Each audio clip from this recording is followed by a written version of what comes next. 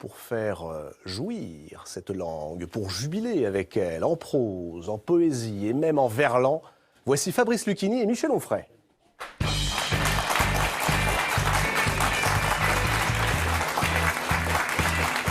Fabrice Lucchini, Michel Onfray. Bonsoir Fabrice. Je vous en prie. Bonsoir Michel Onfray. Bonsoir. Ravi de vous accueillir tous les deux en direct ce soir dans cette grande librairie. Est-ce que vous étiez déjà rencontrés l'un et l'autre? Il y a eu des échanges. Si on s'est croisés, Fabrice sortait d'un plateau, j'entrais sur un autre plateau, on se dit qu'il faudrait qu'on se voit et ça s'est jamais fait. Donc, ça s'est jamais fait. Nous nous voyons. Voilà. Les hommes médiatiques qui finalement ne se retrouvent qu'à l'occasion d'émissions, mais qui en réalité ont peut-être des choses à partager. Très bon le début des hommes médiatiques, ça va lui faire plaisir. Les hommes aussi, médiatiques, on n'est pas que des hommes médiatiques quand même, si? 80 films, Fabrice. Oui. Et des années. Ouais, c'est ça. Oui, non, c'est vrai, je ne vais pas non plus dire, ouais.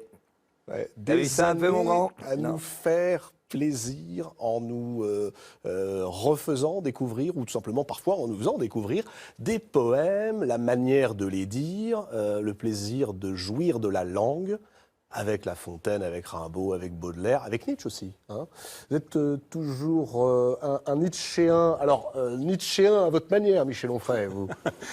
Oui, enfin comme Nietzsche aurait aimé qu'on le soit, c'est-à-dire un homme libre. Oui.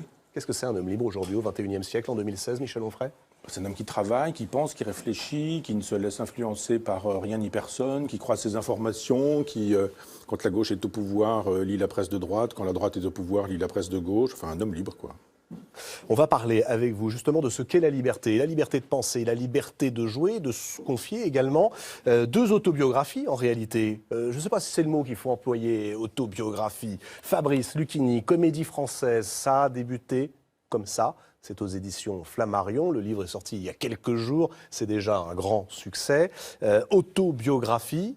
Vous nous direz ce que vous cachez, peut-être, ce que vous n'écrivez pas. Et puis, Michel Onfray, deux livres, alors très attendus, évidemment, parce que depuis quelques mois, vous aviez décidé de vous mettre légèrement en retrait du débat médiatique. Deux livres, Le miroir aux alouettes, qui vient de paraître aujourd'hui en librairie aux éditions Plomb.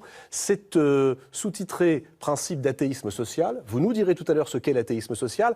Ça aurait pu être sous-titré également « Autobiographie politique ». Et « Penser l'islam », ça c'est le deuxième ouvrage, il sort également aujourd'hui chez Grasset. « Penser l'islam », c'est quand le philosophe se met tout simplement à faire son métier, c'est ça. On lit le texte du Coran, on prend la biographie du prophète, Mahomet, un stylo, on croise, on écrit, on pense. On va en parler assez longuement de ces deux livres. Je voudrais qu'on commence par les mots, les émotions. C'est la semaine de la langue française. Quel est, pour vous, tiens Fabrice, le plus beau mot de la langue française? Je réponds à la question que vous m'avez pas posée. Être nietzschéen, ça devrait demander, exiger de détruire l'homme qui se venge. Tu sais, le génie de Nietzsche, c'est quand même d'avoir photographié. Moi, j'en parle avec beaucoup de modestie parce que je n'ai pas la formation pour maîtriser. Mais Nietzsche, quand même, je m'y suis vraiment plongé.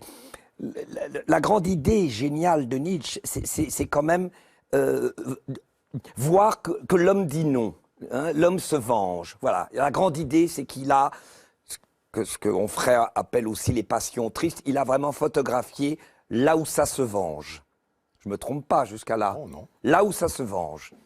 Alors, être nietzschéen, ça devrait être l'homme qui est capable de mourir au vieil homme, l'homme qui est capable de dire oui à la tragédie, oui à l'immanence, oui au non-arrière-monde, c'est-à-dire le oui de l'immanence, l'éternité de l'instant. Il n'y a rien d'autre, il n'y a pas de métaphysique, il n'y a pas de proposition divine, il n'y a que là, ce grand oui, tragique, sublime, et nous n'avons affaire qu'aux courageux ou aux lâches. Les lâches sont ceux qui sont dans l'erreur, et il n'y a pas d'erreur et de vérité, il y a les courageux et les lâches, et vous avez bien compris que je suis du côté des lâches, c'est-à-dire que moi je ne suis pas du tout nietzschéen. C'est trop fort pour moi. Ouais. Trop compliqué. Non, pas compliqué, mais c'est une expression qui revient, santé. on va en reparler, mais c'est une expression qui revient systématiquement sous votre plume. Façon de se dénigrer un petit peu aussi, parfois, Fabrice Lucchini. Trop de courage, c'est trop dur. J'ai pas le courage. Ça, c'est pour... Pour amuser la galerie? Non, pour l'histoire de la gauche. Oui, bah pas seulement, Nietzschéen, par exemple. Non, bah, Nietzschéen, faut être très quand même, faut être un. Tu te rends compte, être Nietzschéen, c'est quand même être. Nous ne sommes que des êtres de. Enfin, moi, je suis un être que quand même de mesquinerie, de jalousie, de médiocrité, d'envie, de peur, de névrose, de narcissisme. Je suis accablé par un petit moi freudien qu'on ferait adore, mais je suis pas un homme qui dit oui. Je suis pas un homme. J'ai pas la grande santé. Je ne suis pas un homme qui affirme la solitude. Je ne suis pas un homme. Tu te rends compte, être Nietzschéen, ce que ça veut dire? Être Nietzschéen, c'est extraordinaire. Il a raison, Onfray, de dire ça. Mais être Nietzschéen, c'est ne plus être dans le ressentiment. Ouais. Et qui est capable en France de dire non, oui, je suis dans le grand oui. Oui, je n'ai plus de haine. Je ne me venge pas. Ça, c'est merveilleux. Est-ce que vous en êtes capable, Michel Onfray? Vous avez pas mal pris. Évidemment, c'est le fondement de votre livre de Penser l'islam et puis du miroir aux aluettes. Depuis quelques mois, déferlante dans la presse, vous êtes attaqué, traité de tous les noms, tantôt islamophobe, tantôt islamophile, tantôt antisémite, on ne sait plus très bien d'ailleurs qui vous êtes réellement si on suit la presse. Heureusement, on lit les livres. Aucun ressentiment? Ou quand même un petit peu? Ah non, je veux dire, Non, sérieusement. Après, vous n'êtes pas obligé de me croire, mais je veux dire que j'ai découvert la presse très tôt, quand j'ai commencé à écrire mes premiers livres, c'est-à-dire 89, 90, et je trouvais toujours très injuste qu'on me reproche des choses que je n'avais pas dites. C'est-à-dire on faisait la critique de livres que je n'avais pas écrits, et je me demandais pourquoi. Et puis, c'est allé grandissant, et puis à un moment donné, où c'est devenu n'importe quoi. Maintenant, j'ai la chance quand même d'avoir des unes de haine. Des unes qui demandent s'il faut me brûler, des unes qui disent que je fais le jeu du Front National, qui est assimilé à Le Pen, donc à Pétain, donc à Vichy, donc au nazisme, donc à Auschwitz. En gros, je suis un compagnon de route des nationaux socialistes. Vous le répondez à travers les livres, mais vous avez du ressentiment ou pas, non, honnêtement? Non. D'abord, pour une raison C'est un bien... saint. Non, c'est pas ça, mais non, parce que c'est pas... Fabrice n'a pas parlé du mot important chez Nietzsche, c'est l'éternel retour. Nietzsche dit il y a un éternel retour, et le surhomme, c'est celui qui consent à ce qui advient. Je peux rien contre ça. J'ai des gens qui sont, eux, dans la haine. Fabrice a eu l'amitié de dire que je parlais des passions tristes, qui est une expression de Spinoza. Mais ces gens-là sont dans les passions tristes. Moi, j'ai autre chose à faire, et l'arbitre des élégances, c'est mon père qui n'est plus là, mais pas Laurent Geoffrin, pas le directeur du Monde. Peu importe que ces gens-là disent que je sois ceci. Moi, je sais ce que je suis. Et je sais ce que je fais. Et je sais comment je le fais. C'est le coiffeur de mon enfance. C'est l'instituteur de mon enfance. Qui sont des gens qui pourraient me dire ce que tu dis, c'est pas bien, ce que tu fais, c'est pas bien, etc. Alors là, j'aurais de la peine. Mais que ces gens-là fassent leur métier, vendent du papier, se servent de moi, créent le buzz, soient au service du pouvoir qui les appointe, ils font leur boulot. Donc on ne peut pas avoir de haine contre ça. Et c'est quand même le point de départ également des livres. Ça vous permet d'écrire et de penser contre. C'est pas plus mal. Non, je si. pense non, non. D'abord, c'est une opportunité. Moi, j'ai pas décidé de faire ce livre. C'est Olivier Poivre d'Arvor qui s'est trouvé évincé de France Culture, qui s'occupait d'une collection chez Plomb. Il m'a sollicité en me disant j'aimerais bien faire un entretien pour clarifier les choses parce que c'est pas très clair, évidemment, quand Libération dit que vous faites le jeu du Front National et le Monde, 3 jours après, dit que je fais partie des intellectuels que le Front National apprécie ou je ne sais pas quoi. Il y a des gens qui commencent à douter en se disant, mais...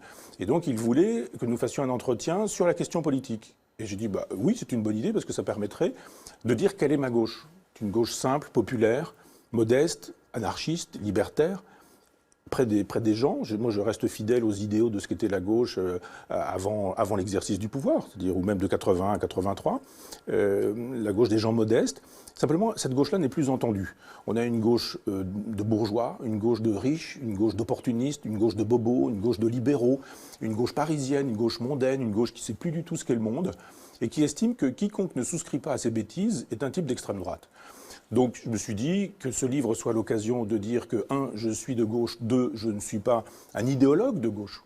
Quand je fais savoir que je préfère un type de droite qui dit une chose intelligente à un type de gauche qui dit une bêtise. C'est très exactement cette phrase-là qui a mis aussi le feu aux poudres avec l'intervention du Premier ministre. Oui. Alors, si vous voulez bien, Michel, il faut prendre les choses dans l'ordre, à la fois les attaques et puis les réponses. Vous répondez de manière extrêmement argumentée, extrêmement simple. C'est aussi un livre de programme et de philosophie. Je ne voudrais pas laisser croire qu'il s'agit uniquement d'un règlement de compte. On va y venir, si vous voulez bien, dans un instant. J'aimerais peut-être, pour commencer cette émission, puisque il faut savoir comment ça débute, Ça débute comme ça, la grande librairie, Fabrice, vous savez. On parle des mots, on échange un peu, on se lance 2-3 trucs, on essaye de savoir ce que les uns et les autres ont envie de dire. C'est très difficile de vous répondre quel est le mot, c'est impossible. Moi, je pourrais pas, par exemple, j'aime énormément un mot qui dit Ah bah voilà, vous y pondérer, par exemple. Tu vois, Pondérer. je m'en fous de pondérer. Ce qui m'intéresse, c'est l'agencement. Ce qui m'intéresse, c'est ce que Deleuze dit. C'est l'agencement. Pourquoi Céline, par moment, c'est ce que je raconte dans mon bouquin. Pourquoi Céline c'est d'une banalité absolue, la phrase. La tante à Bébert rentrait des commissions. Ouais. Elle avait déjà pris le petit verre. Faut bien dire également aussi qu'elle reniflait un peu les terres. Habitude qu'elle avait prise au contact quand elle avait travaillé chez un... Qu'est-ce que ça veut dire? C'est qu'il dit à un moment chez les pauvres de New York, il voit son vieux pote qui sort d'un...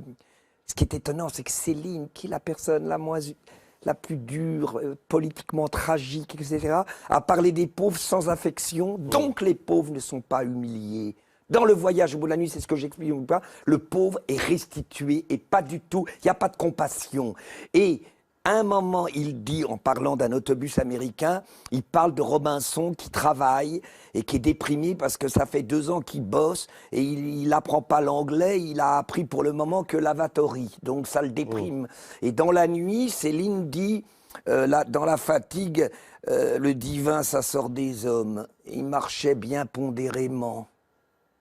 Ben, ça me plaît beaucoup. Mais pondéré, je m'en fous. Ouais. Mais agencement. J'avais envie de faire un cadeau à Michel Onfray.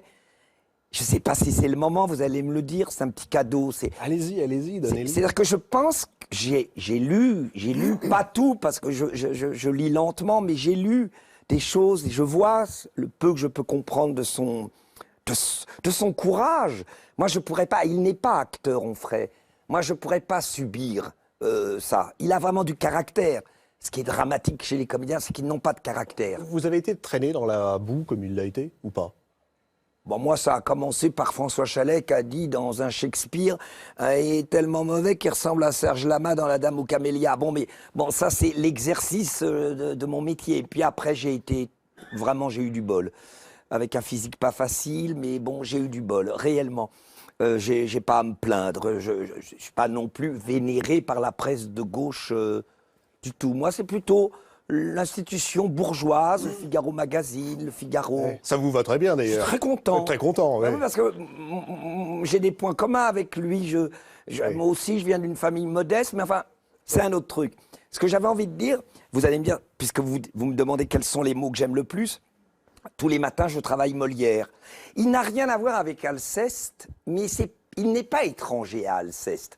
Il n'a pas la haine des hommes. Alceste, c'est le misanthrope. Hein. Oui, mais il n'est pas Philinte. Il est Alceste, bizarrement. Alors pourquoi? Pourquoi? Parce qu'à un moment, Philinte, le super raisonneur, le merveilleux analysé, comme disait mon analyste, le trop bien analysé, Philinte dit à Alceste, vous nous emmerdez à gueuler contre tout. Et il va même jusqu'à dire, tout bon, quittez toutes ces incartades. Vous voulez parler de mots que j'aime, vous allez les entendre dans 2 secondes. Quittez toutes ces incartades, le monde par vos soins ne se changera pas.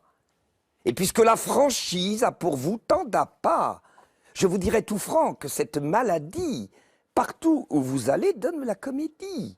C'est pas à toi que je mais tu vois. Et qu'un si grand courroux contre les mœurs du temps vous tourne en ridicule auprès de bien des gens. Et qu'est-ce que répond Alceste? Ce que pourrait répondre, tant mieux, morbleu, tant mieux, c'est ce que je demande. Ce m'est un fort bon signe, et ma joie en est grande. Et là, c'est pas du tout Onfray. Tous les hommes me sont à tel point odieux que je serais fâché d'être sage à leurs yeux. Et lui dit, Philinte, vous voulez un grand mal à la nature humaine? Et il répond à Alceste, oui, j'ai conçu pour elle une effroyable haine. Eh bien, voilà des mots. Vous m'avez demandé les mots que j'aime. Eh bien, c'est là. Eh ben, Et c'est l'agencement. Et c'est l'agencement des mots. C'est ce Et que vous les citez dans le livre. Ouais. Avant de savoir, Michel Onfray, si c'était vraiment un cadeau empoisonné ou un vrai cadeau. Ça te plaît pas mal? Qu'est-ce que t'en penses? Ben, moi, quand on me dit c'est ça ou ça, je préfère autre chose. Et c'est plutôt Cyrano, moi, qui me plaît dans la vie. Je pense qu'on peut être Cyrano dans la vie. Et c'est vrai que je ne parviens pas à être pessimiste ou à être misanthrope. Là encore, c'est Nietzsche. Nietzsche dit, voilà, un optimiste, il voit le meilleur partout, le pessimiste, il voit le pire partout, et le tragique essaie de voir le réel comme il est. Je pense que ça, tragique, je le suis.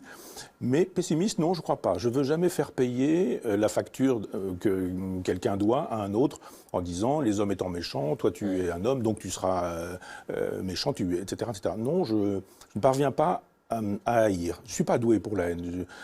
Cyrano, c'est admirable quand même. Il est absent un peu de votre spectacle, Cyrano, c'est admirable tout de même. Cyrano, c'est pour vous. Ouais. C'est un texte magnifique. Moi, je te tutoie, tu reviens au vouvoiement, mais, non, mais en plus, oui, je connais beaucoup moins bien. Moi, je suis très obsédé par Molière, oui, très obsédé par Molière sur la qualité du c'est vers. inutile. Pardon ? Quoi, c'est inutile. Mais on ne se bat pas dans l'espoir du succès. C'est encore plus beau lorsque c'est inutile. C'est un peu vous, ça, non ? Qu'importe, je me bats, je me bats, je me bats. Oui, mais je ne me pose pas la question en termes d'utilité. Je me dis, il y a toujours quelqu'un qui écoute, qui entend et qui un jour reprend le flambeau. Et un garçon qui passe, une petite fille, je veux dire, enfin des gens qui ont entendu et qui ont eu l'exemple de quelque chose d'élégant, de grand et qui disent c'est possible, c'est pensable. Jadis, ça se faisait avec Plutarque, et c'est aussi un homme pour toi. Mais je veux dire, Plutarque est quelqu'un qui donnait du tempérament, du caractère. Et Cyrano est quelqu'un qui donne du tempérament et du caractère. Ah bah oui. Oui. Alors, le tempérament et le caractère, on va le trouver aussi avec les 2 lauréats du prix France Télévisions qui vont nous rejoindre tout à l'heure, dans un petit instant. Là, on a fait connaissance. Ça s'est dégelé un tout petit peu. Hein, vous vous tutoyez. Dans pas longtemps, vous allez vous embrasser. Ils sont Nietzschiens, tous les deux. Les mots, la lecture, la langue, le livre. Ça, c'est ce que nous célébrons dans l'émission.